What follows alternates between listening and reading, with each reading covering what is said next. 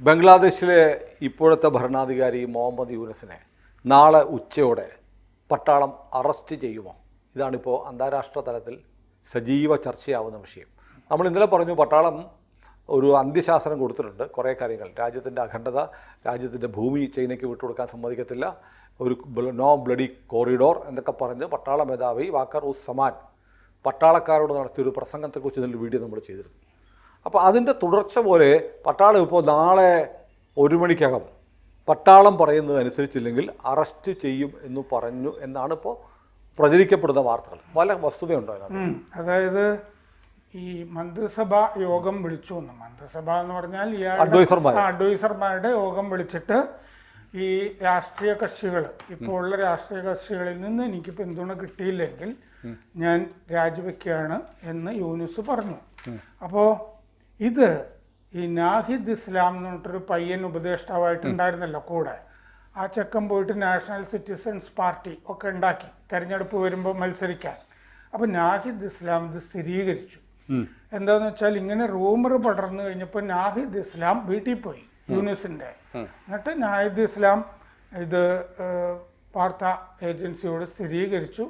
BBC ബംഗ്ലായോട് സ്ഥിരീകരിച്ചു നാഹിദ് ഇസ്ലാം, ഞാൻ സാറിനെ കണ്ടിരുന്നു, സർ എന്നാണ് ഇയാൾ പറയുന്നത്, സാറിനെ കണ്ടിരുന്നു, അപ്പോൾ സാറ് പറഞ്ഞു രാജിവെക്കുകയാണ്, പിന്തുണ ഒന്നും കിട്ടുന്നില്ല രാഷ്ട്രീയ കക്ഷികളുടെ എന്ന് സ്ഥിരീകരിച്ചിട്ടുണ്ട്. അപ്പോൾ ഇയാൾ സ്വമേധയാ രാജിവെച്ചില്ലെങ്കിൽ നാളെ ഉച്ചയോടുകൂടി ഇയാളെ അറസ്റ്റ് ചെയ്യും എന്ന് വലിയ രാജ്യാന്തര ചാനലുകളൊക്കെ പറയുന്നുണ്ട്. ഇപ്പോൾ BNPയുടെ വലിയ പ്രക്ഷോഭം, ബംഗ്ലാദേശ് നാഷണലിസ്റ്റ് പാർട്ടിയുടെ വലിയ പ്രക്ഷോഭം, അതിൻ്റെയും കൂടി പിന്തുണയോടുകൂടിയാണല്ലോ ഈ വന്നത്.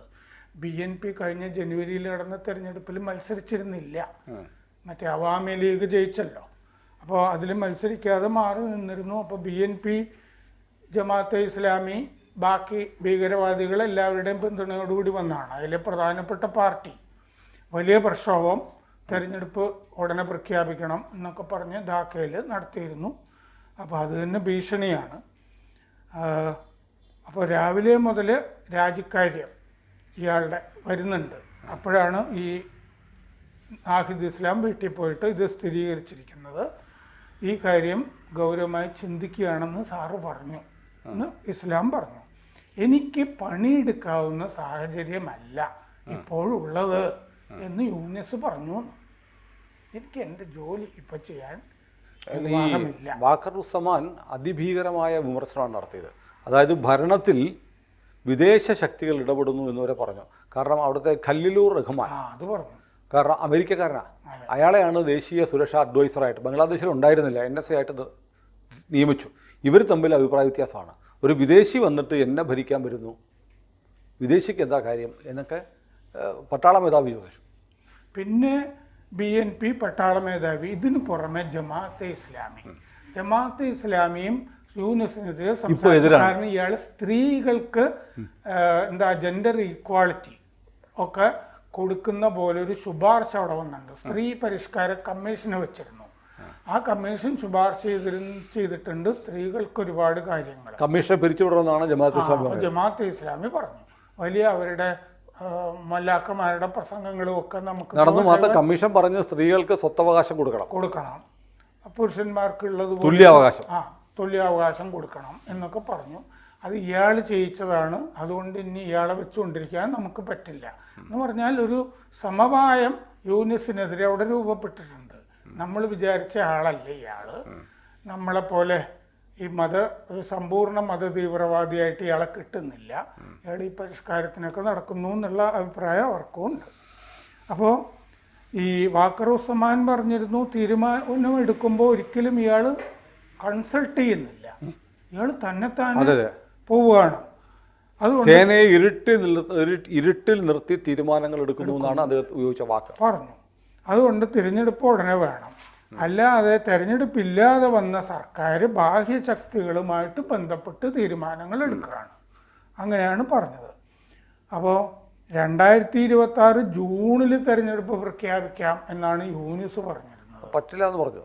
ജനുവരി 1 പുതിയ സർക്കാർ വന്നിരിക്കണം എന്ന് പട്ടാളം അന്ത്യശാസ്ത്രം കൊടുത്തിട്ടുണ്ട്. അതെ, അപ്പോൾ 2026 ജൂൺ എന്ന് പറഞ്ഞു കഴിഞ്ഞപ്പോൾ BNP ഇന്നലെ പറഞ്ഞു പറ്റില്ല, തീയതി പറ എന്ന് പറഞ്ഞു.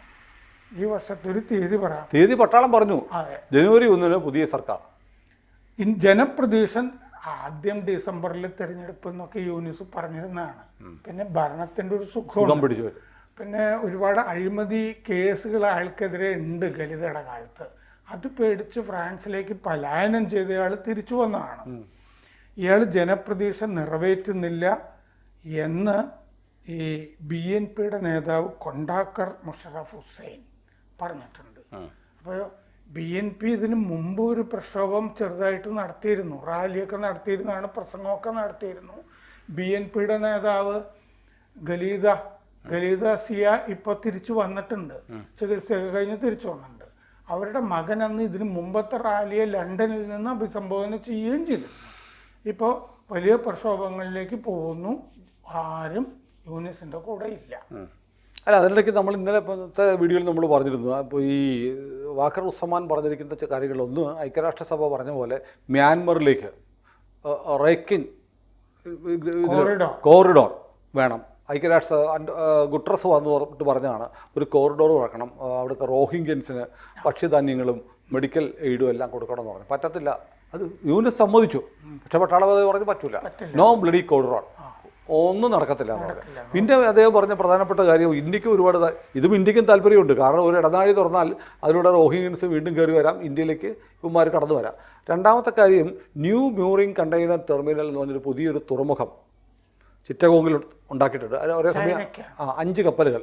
അതിപ്പോൾ ഒരു ലോക്കൽ കമ്പനിയാണ് അവിടെ നോക്കുന്നത്, സൈഫ് പവർ ടെക് ലിമിറ്റഡ് എന്ന് പറഞ്ഞ ഒരു പ്രാദേശിക കമ്പനിയാണ്. അവരിൽ നിന്ന് മാറ്റിയിട്ട് ചൈനയ്ക്ക് കൊടുക്കാനായിട്ട് യുനെസ് തീരുമാനിച്ചു. അതിനെയും 1 ഇഞ്ച് സ്ഥലം കൊടുക്കാൻ പറ്റില്ല എന്ന് വാക്കർ ഉസ്മാൻ പറഞ്ഞു. പിന്നെ ഗലീദ നമുക്ക് ഓപ്പറേറ്റ് ചെയ്യാൻ, ഇന്ത്യക്ക് ഓപ്പറേറ്റ് ചെയ്യാൻ തന്നിരുന്ന മംഗള തുറമുഖം ഇയാൾ ചൈനയിൽ പോയിട്ട് അതും ചൈനയ്ക്ക് കൊടുക്കുന്നു എന്ന് പറഞ്ഞു. അപ്പോൾ ചൈനയിൽ പോയിട്ട് ഒരുപാട് കാര്യങ്ങൾ ചൈനയ്ക്ക് വേണ്ടി ചെയ്യുന്ന വിധത്തിൽ ഇപ്പോൾ അവിടെ മറ്റേ രാംഘറിലെ വ്യോമത്താവളം വലിയ വിമാനത്താവളമായിട്ട് ചൈനയുടെ സഹായത്തോടുകൂടി വികസിപ്പിക്കാനുള്ളൊരു പദ്ധതിയായിട്ട് ഇയാൾ മുമ്പോട്ട് പോവുകയാണ്. അത് നമ്മുടെ സിലിഗുരി കോറിഡോറിന് ഭീഷണിയാണ്. കാരണം സിലിഗുരിയിൽ നിന്ന് ഈ 20 കിലോമീറ്ററേ ഉള്ളൂ ആ വ്യോമതാവളം. ഈ രാംഘറിലാണ് മറ്റേ ISIയുടെ ഓഫീസർമാരൊക്കെ വന്ന് ഹെലികോപ്റ്ററിൽ വന്ന് സന്ദർശനം കാണാൻ വന്നത്, സിലിഗുരി കോറിഡോർ കാണാനൊക്കെ വന്നത്. അത് ആക്രമിച്ച് കീഴടക്കാൻ ഞങ്ങൾ ചൈനയുടെ സഹായം തേടുന്നു ഇയാൾ തുറന്നുവിട്ട റഹ്മാനി എന്ന് പറഞ്ഞ ഭീകരനും പറഞ്ഞിരുന്നു, ഹിസ്ബുത്ത് തഹ്രീറിൻ്റെ ഒക്കെ നേതാവൊക്കെ ആയിട്ടുള്ള. അങ്ങനെ ഇയാൾ ഭീകരന്മാർക്ക് വാതിൽ തുറന്നെടുക്കുക ചൈനയ്ക്ക് മൊത്തത്തിൽ. കാരണം ഇന്ത്യ ഇയാളെ സ്നബ് ചെയ്തു. ഇന്ത്യയിലേക്ക് വരണം എന്ന് ആഗ്രഹിച്ചിട്ട് അയാൾ ക്ഷണം ആഗ്രഹിച്ചു, നമ്മൾ ക്ഷണിച്ചില്ല. പിന്നെ തായ്ലൻഡിലെ ഉച്ചകോടിയിൽ മോദി പോയി, അവിടെയും ഒരു ചർച്ച നടക്കുന്നു വിചാരിച്ചു, അതും നടന്നില്ല. അവിടെ വെച്ച് അപ്പുറത്തും ഇപ്പുറത്തും ചായ കുടിക്കുമ്പോഴുള്ള കാഴ്ചയൊക്കെ നടന്നുള്ളൂ ഉച്ചകോടിയിൽ. അപ്പോൾ ചൈനയുമായിട്ട് ഭയങ്കരമായിട്ട് ഇയാൾ അടുക്കുന്നുണ്ടായിരുന്നു. ചൈനയിൽ പോയിട്ട് തിരിച്ചു വന്നിട്ട് ഇയാൾ പറഞ്ഞു നോർത്ത് ഈസ്റ്റ് ലാൻഡ് ലോക്ക്ഡാണ്, അങ്ങോട്ട് അതുകൊണ്ട് ഞങ്ങളുമായിട്ട് ചേർന്ന് കിടക്കുന്നതാണ്. ഞങ്ങൾ നോർത്ത് ഈസ്റ്റ് ചൈനയുടെ സഹായത്തോടു കൂടി കീഴടക്കുന്നതാണല്ലോ ഈ പറഞ്ഞതിൻ്റെ അർത്ഥം. ഞങ്ങളാണ് കടലിൻ്റെ കാവലാൾ എന്നും ഇയാൾ പറഞ്ഞു. കാരണം ഇന്ത്യ സമുദ്രത്തിൽ ആ ഭാഗത്ത് നേതാവായിട്ടിരിക്കുന്നത് ഇയാളാണ്, ബംഗ്ലാദേശാണ്. അപ്പോൾ ചൈനയെ കടലിൽ കൂടി കൊണ്ടുവന്നിട്ട് ഞങ്ങൾ നോർത്ത് ഈസ്റ്റ് പിടിക്കുന്നതാണ് അർത്ഥം അയാൾ. അപ്പോൾ അല്ല, അതിൻ്റെ കൂടെ ഭാഗമായിരിക്കും ഈ ചിറ്റഗോങ് പോർട്ട് ചൈനയ്ക്ക് കൊടുക്കാനുള്ള നീക്കം, ചിറ്റഗോങ് കൊടുക്കുന്നത്. പിന്നെ അപ്പോൾ ഇന്നലെ ഹിമന്ത ബിശ്വ പറഞ്ഞു ഈ അങ്ങനെയാണെങ്കിൽ മറ്റേ 2 ചിക്കൻ നെക്ക് ബംഗ്ലാദേശിലുണ്ട്, ഇന്ത്യക്ക് ആ ചിക്കൻ നെക്ക് ആക്രമിച്ചെടുക്കാനായിട്ട് വലിയ ബുദ്ധിമുട്ടൊന്നുമില്ല എന്ന് പറഞ്ഞിട്ട് 2 ചിക്കൻ നെക്കിൻ്റെ കാര്യം ഹിമന്ത ബിശ്വ പറഞ്ഞിരുന്നു. ഒന്ന് ചിറ്റഗോങ് തന്നെയാണ്, സിലിഗുരി ഇടനാഴിയുടെ കാര്യമാണല്ലോ പറഞ്ഞത്. സിലിഗുരി ഇടനാഴി 22 കിലോമീറ്റർ വീതിയുള്ളത് കരപ്പാലമാണത്. നേപ്പാളും ബംഗ്ലാദേശുമാണ് ഇരുവശം, വടക്കേ അറ്റത്ത് ഭൂട്ടാൻ. ഈ 2 ചിക്കൻ നെക്ക് ബംഗ്ലാദേശിലുണ്ടെന്ന് ഹിമന്ത ബിശ്വ ശർമ്മ ഇന്നലെ മുന്നറിയിപ്പ് കൊടുത്തു. അതിലൊന്ന് മേഘാലയയും ചിറ്റഗോങ്ങിനെയും ബന്ധിപ്പിക്കുന്നതാണ്. മേഘാലയയും ചിറ്റഗോങ്ങിനെയും ബന്ധിപ്പിക്കുന്നു.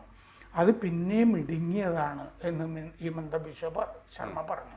സിലിഗുരി കോറിഡോറിനേക്കാൾ ഇടുങ്ങിയതാണ്, ഞങ്ങൾക്കതുകൊണ്ടത് കല്ലെറിഞ്ഞാലുള്ള ദൂരമുള്ളൂ ഞങ്ങൾക്ക് പിടിക്കാൻ എന്ന് പറഞ്ഞു. പിന്നെ ഈ രണ്ടാം ലോക യുദ്ധകാലത്തെ എയർബേസ് ബ്രിട്ടീഷുകാരുണ്ടാക്കിയതാണ് ലാൽമണി ഹാർട്ട് എന്ന് പറയുന്നത്. ലാൽമണി ഹാർട്ട് അത് സിലിഗുരിയിൽ നിന്ന് കുറച്ച് ദൂരേ ഉള്ളൂ. അതാണ് നമ്മൾ പറഞ്ഞ രാംഗഡിലുള്ളത്. അതാണ് ഇപ്പോൾ മറ്റേ ചൈനയ്ക്ക് കൊടുത്ത് വലിയ വിമാനത്താവളമായിട്ട് വികസിപ്പിക്കുന്നത്. പിന്നെ ചിറ്റഗോങ് ഇടനാഴി ബംഗ്ലാദേശിനെ ചിറ്റഗോങ്ങിലേക്ക് ബന്ധിപ്പിക്കുന്നത്. 90% ചരക്ക് ഓടുന്നാണ് പോകുന്നത്. നമുക്ക് 30 കിലോമീറ്റർ ദൂരമേ ഉള്ളൂ. സബ്രൂമിൽ നിന്ന് തെക്കൻ ത്രിപുരയിലെ സബ്രൂമിൽ നിന്ന് ബംഗ്ലാദേശിലെ മിർഷാറിയിലേക്ക് ഉള്ള കോറിഡോറാണത്. അതാണ് രണ്ടാമത്തെ ചിക്കൻ നിൽക്കുന്ന ഹിമന്ത ബിശ്വ ശർമ്മ പറഞ്ഞത്. അപ്പോൾ അത് നമ്മൾ ബ്ലോക്ക് ചെയ്ത് കഴിഞ്ഞാൽ ചിറ്റഗോങ് ഒറ്റപ്പെടും. ചിറ്റഗോങ്ങിലേക്ക് പിന്നെ പോകാൻ പറ്റില്ല. അപ്പോൾ 2 ചിക്കൻ നെക്ക് ബംഗ്ലാദേശിലുണ്ട്, ഞങ്ങൾക്ക് ഒന്നേ ഉള്ളൂ. ത്രിപുരയിൽ നിന്ന് അപ്പോൾ കടലിലേക്ക് 30 കിലോമീറ്ററേ ഉള്ളൂ. ബംഗ്ലാദേശ് വഴിയാണ് പോകേണ്ടത് എന്നേ ഉള്ളൂ. അങ്ങനെ ഒരു ഇടനാഴി അവിടെ കിടപ്പുണ്ട്. പിന്നെ ഈ രംഗ്പൂരും ഇത് ഞങ്ങൾക്ക് കൈകാര്യം ചെയ്യാമെന്ന് ഇന്നലെ ബിശ്വ ശർമ്മയും പറഞ്ഞു. പക്ഷെ നമ്മൾ ഇന്ത്യ പ്രത്യേകിച്ചൊന്നും ചെയ്യാതെ തന്നെ അങ്ങനെ തന്നെയായിരുന്നു ഇന്ത്യയുടെ കാഴ്ചപ്പാട്. അല്ല, ഇന്ത്യയുടെ കാഴ്ചപ്പാട് അങ്ങനെ ആകുമ്പോൾ ഇപ്പോൾ ഇന്ത്യ നിശബ്ദനായിട്ട് നിന്നാൽ മതി. കാരണം ഇപ്പോൾ വാക്കർ ഉസ്സമാൻ പറയുന്നതെല്ലാം ഇന്ത്യക്ക് അനുകൂലമായ നിലപാടാണ്. അദ്ദേഹം ഈ ഷെയ്ഖ് ഹസീനയുടെ ബന്ധുവാണ്. ഞാൻ വായിച്ചത് അദ്ദേഹമാണ് കുറച്ച് സമയം കൊടുത്തത് അവർക്ക്. അതെ അതെ, ഇന്ത്യയിലെ മിലിറ്ററി കോളേജുകളിൽ മിലിറ്ററി അക്കാഡമിയിലാണ് അദ്ദേഹത്തിന്റെ ട്രെയിനിങ് പൂർത്തിയായതെന്നും കേൾക്കുന്നു. അതെ അതെ, പഴയ തലമുറയിൽപ്പെട്ട, ഇവിടുന്ന് പഠിച്ചിട്ട് പോയ പഴയ തലമുറയിൽപ്പെട്ട ആളാണ്. അപ്പോൾ അതുകൊണ്ട് ഇന്ത്യ ഒന്നും ചെയ്യാതെ അവിടെ ആ പിള്ളേർ പണി ചെയ്തോളൂ. അതെ. അപ്പോൾ നാളെ അറിയാം യൂനിസ് അകത്താണോ പുറത്താണോ. നാളെ ഉച്ചയ്ക്ക് അറിയാം. കൂടുതൽ വാർത്തകളും വിശേഷങ്ങളും നിങ്ങളിലേക്ക് എത്താൻ ABC മലയാളം സബ്സ്ക്രൈബ് ചെയ്യുക, ബെൽ ബട്ടണും അമർത്തുക.